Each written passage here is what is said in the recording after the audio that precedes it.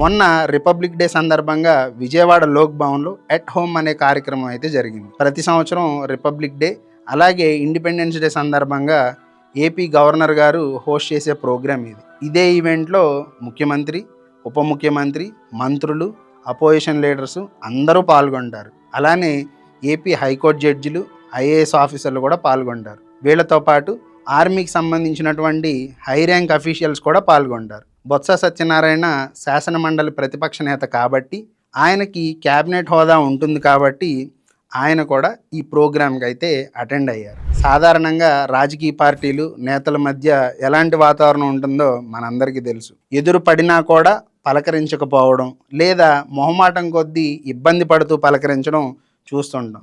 ఇకపోతే మన AP politics గురించి తెలిసిందే కదా. పార్టీల మధ్య చాలా హేటెడ్ ఉంటుంది. వెండేటా పాలిటిక్స్, ప్రతీకార రాజకీయాలు మన ఏపీలో ఉన్నట్టుగా మరెక్కడా కూడా ఉండవు.